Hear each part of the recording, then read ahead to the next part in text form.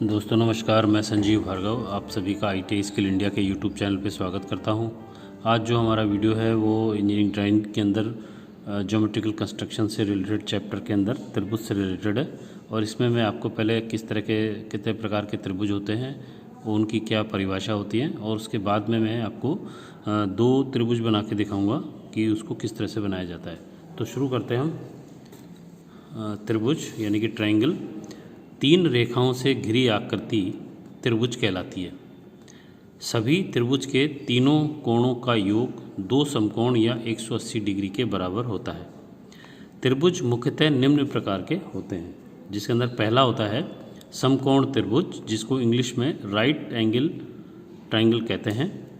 जिस त्रिभुज के तीनों कोणों में से कोई एक कोण का मान 90 डिग्री हो उसे समकोण त्रिभुज कहा जाता है।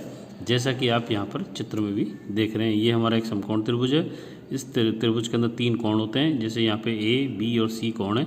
इसमें एक कोण हमारा 90 डिग्री का है, इसलिए इसको हम समकोण त्रिभुज कहेंगे। दूसरा कोण है इसमें न्यून कोण त्रिभुज के एक्यूट एंगल ट्रायंगल कहते हैं। जिस त्रिभुज के तीनों कोणों में से प्रत्येक कोण का मान 90 डिग्री से कम हो उसे न्यून कोण त्रिभुज कहते हैं। जैसा कि आप यहाँ पे चित्र में भी देख रहे हैं, ये जो हमारा त्रिभुज है ये न्यून कोण त्रिभुज है। इसके अंदर तीनों जो कोण हमारे A, B, C हैं, उनका मान जो है 90 डिग्री से कम होने की वजह से ये त्रिभुज हमारा न्यून कोण त्रिभुज कहलाता है। इसके बाद है हमारा ऑप्टस एंगल ट्रायंगल। तो इसकी जो परिभाषा है वो इस तरह से है। अधिक कोण त्रिभुज, जिस त्रिभुज के तीनों कोणों में से एक कोण का मान 90 डिग्री से अधिक परंतु 180 डिग्री से कम हो उसे अधिक कोण त्रिभुज कहते हैं।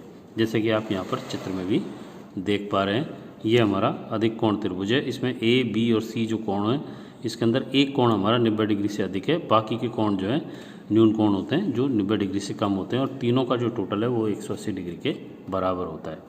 इसके बाद अगला जो कोण है वो है समबाहु त्रिभुज इक्विलैटरल ट्रायंगल। जिस त्रिभुज की तीनों भुजाओं की लंबाई आपस में बराबर हो उसे समबाहु त्रिभुज कहते हैं। समबाहु त्रिभुज में तीनों कोण 60 डिग्री के होते हैं, क्योंकि हमारे यहाँ पे भुजा अगर बराबर होती है त्रिभुज की तो उसके कोण भी बराबर होते हैं, और 180 में अगर 3 का भाग देंगे तो 60 डिग्री का कोण आएगा।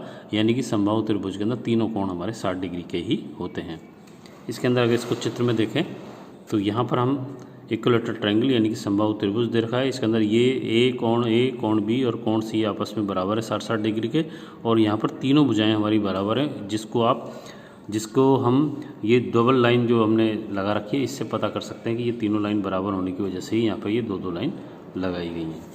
इसके बाद अगला है आइसोस्केल ट्रायंगल। जैसा कि आप चित्र में देख रहे हैं, तो इसको जो इसकी परिभाषा है समद्विबाहु त्रिभुज आइसोस्केल ट्रायंगल, वह त्रिभुज जिसकी दो भुजाएं लंबाई में बराबर हो उसे समद्विबाहु त्रिभुज कहते हैं। सम यानी बराबर, द्वि यानी दो, और बाहु यानी भुजा, यानी कि वह त्रिभुज जिसकी दो भुजाएं बराबर होती हैं समबाहु त्रिभुज कहलाता है।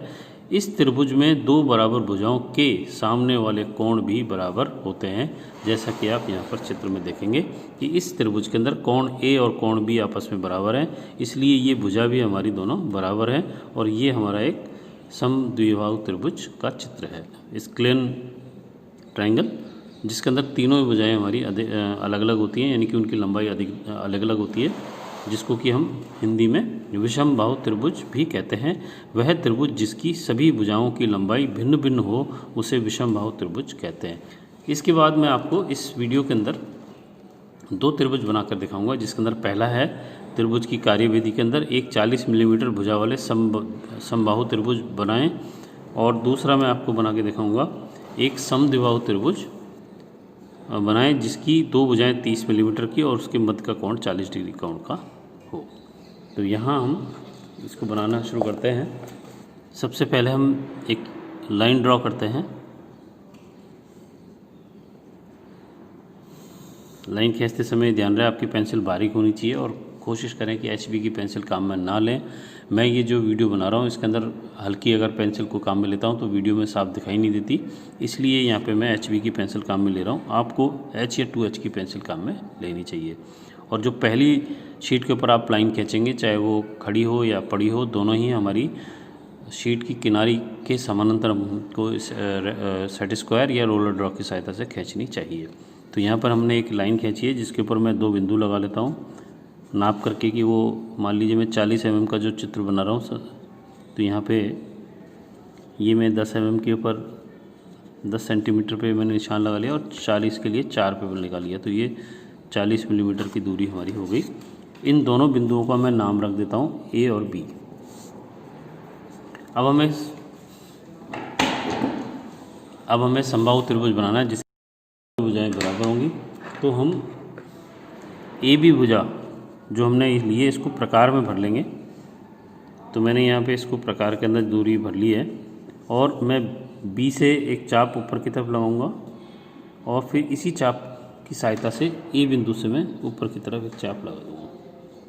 तो चाप लगाने से क्या होगा कि हमारी जो डायमेंशन हमने 40 mm भरी है वो हमारी एग्जैक्टली सही आएगी।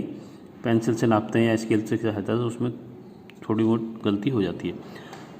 जहाँ पर ये प्रकार से दोनों चाप मिलेंगे वहाँ पर हम बिंदु लगा देंगे, पेंसिल से थोड़ा गड्ढा कर देंगे और वहाँ पर रख देंगे सी। तो ये ए बी सी हमारा एक समबाहु त्रिभुज बनने जा रहा है। अब मैं इसके अंदर बिंदु ए और बिंदु सी को आपस में मिला दूंगा। यहाँ पर बिंदु मिलाते समय भी ध्यान रखना चाहिए, अगर बिंदु ए और बी पे आप पेंसिल से हल्का सा गड्ढा कर देंगे इस तरह से, तो जब भी आप पेंसिल से इस पे लाइन खींचेंगे तो हमारी जो पेंसिल है इस गड्ढे में से अगर गुजरेगी तो हमारी लाइन एकदम सही बनेगी। तो मैंने यहाँ पे इसको इस तरह से रख करके और यहाँ पे भी चेक किया तो थोड़ा सा बाहर था, मैंने रोलर ड्रॉ को थोड़ा बाहर सरकाया। अब मेरी लाइन जो खींचेगी वो बिल्कुल पॉइंट टू पॉइंट यानी कि बिंदु से बिंदु होकर गुजरेगी। और दूसरी लाइन में यहाँ पे फिर से इस तरह से खींच देता हूँ। पहले चेक करता हूँ क्या मेरी पेंसिल इस गड्ढे में से गुजर रही है, नहीं गुजर रही, इसलिए फिर मैं थोड़ा सा इसको मूव करता हूँ और अब चेक करता हूँ। अब मेरी पेंसिल यहाँ से गुजर रही है और ये मैंने बी से यहाँ पे मिला दिया। तो ये मेरा बन गया समबाहु त्रिभुज। समबाहु त्रिभुज, सम यानी बराबर, भुज यानी भुजा और त्रिभुज यानी कि 3 भुजाओं से घिरी आकृति हमारी ये समबाहु त्रिभुज कहलाएगी। इसके बाद जो अगला मैं आपको बना के दिखाऊंगा उसके लिए मैं एक लाइन ड्रॉ कर लेता हूँ। इस लाइन को ही आगे बढ़ा देता हूँ। उसके ऊपर एक बिंदु मैं ले लेता हूँ। मैं यहाँ पे इस चांदी की सहायता से यहाँ पे चांदे से कोण बनाते समय ध्यान रखना चाहिए कि हमारी जो लाइन है उसके ऊपर जो बिंदु है उस चांदे के बिंदु यानी कि चांदे का ये बिंदु और हमारी जो लाइन का ये बिंदु एक दूसरे के ऊपर आना चाहिए और ये जो लाइन है वो इस लाइन के ऊपर आ जानी चाहिए। ट्रांसपेरेंट होने की वजह से साफ दिखाई देता है। तो यहाँ देखें आप कि मैंने यहाँ पे बिंदु से बिंदु मिलाया और लाइन से एकदम लाइन मिला दी है। अब मैं जो कोण बनाऊंगा वो एकदम सही बनेगा। तो मैं यहाँ 40, 10, 20, 30 और 40 का ये बिंदु जो है यहाँ पर बिंदु लगा दूंगा और बिंदु लगा के मैं यहाँ से इसकी लाइन इस तरह से हल्की सी खींच देता हूँ। तो ये मेरे 40 डिग्री का एक कोण बन गया। अब यहाँ पे जो चित्र में था कि 30 mm की भुजा लेनी है हमें, तो यहाँ पर अधिकतर छात्र जो है गलती करते हैं कि कोशिश करते हैं कि जो हमारी 30 mm की भुजा है उसको अगर चाप में लेना होता तो इस तरह से सेट स्क्वायर या रोलर ड्रॉ के ऊपर इस तरह से प्रकार को रख के और लाइन लेने के लिए या बिंदु लेने की या डिस्टेंस लेने की कोशिश करते हैं। ये एकदम बिल्कुल गलत तरीका है। अगर आपको 30 mm का चाप लेना है तो आप शीट के ऊपर कहीं भी आप सेट स्क्वायर या रोलर ड्रॉ रख के, जैसे मान लीजिए मैंने ये बिंदु लगा दिया, अब यहाँ से मेरे को 30 mm लेना है तो मैं यहाँ से इसको एक बिंदु लगा दिया और यहाँ 1, 2, 3 यहाँ नाप करके मैं यहाँ पे दूसरा बिंदु लगा दूँगा। तो ये मेरी 30 mm की दूरी हो गई। इसको मैं प्रकार में भरूँगा तो बिल्कुल सही तरीका होगा, क्योंकि इससे आपकी प्रकार, आपका जो चांदा है या आपका जो सेट स्क्वायर है या रोलर ड्रॉ है वो एकदम ख़राब नहीं होगा, क्योंकि यहाँ पे जो प्रकार की नॉक होती है वो जब सेट स्क्वायर पे या रोलर ड्रॉ पे जाती है तो उसकी सतह को ख़राब करती है। तो सबसे अच्छा तरीका ये है कि इस तरह से लें आप। और अब मैं यहाँ पे 30 mm की 2 चाप जो है दोनों भुजा पे इस तरह से काट दूँगा। तो ये मेरा कोण जो है 40 डिग्री का हो गया। भुजा मेरी यहाँ से यहाँ 30 mm की हो गई और इसका नाम मैं यहाँ पर A, बी और सी रख रहा हूँ। कोण हमारा यहाँ पे 40 डिग्री का है, तो इसको कोण को दर्शाने का भी तरीका है वो इस तरह से होना चाहिए कि एक चाप दोबारा से मैं इन दोनों लाइन के बीच में बनाऊँगा और यहाँ पर मैं पेंसिल से सुंदर सा तीर बना दूँगा और इसके बीच में मैं शीट को तिरछा करके इस तरह से 40 डिग्री का लिख दूँगा। अब मेरे पे जो दो बिंदु आए हैं सी और बी, जहाँ पर चाप इन लाइनों को काट रहा है वहाँ पर मैं बिंदु पेंसिल से इस तरह से लगा दूँगा और लगाने के बाद मैं इन बिंदु को बिंदु से इस तरह से मिला दूँगा। तो ये मेरा यहाँ पे समद्विबाहु यानी कि वह त्रिभुज जिसकी दो भुजाएं बराबर हो, समद्विबाहु त्रिभुज बन जाता है। तो आपने देखा कि किस तरह से इस दोनों चित्रों को यहाँ बनाया जा सकता है। तो अगर आपको ये मेरा वीडियो अच्छा लगा तो इसको लाइक करें, दोस्तों के बीच में शेयर करें।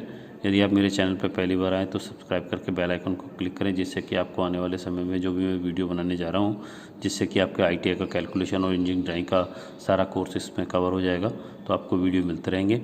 आज के लिए इतना ही। नमस्कार, धन्यवाद, जय हिंद, जय भारत।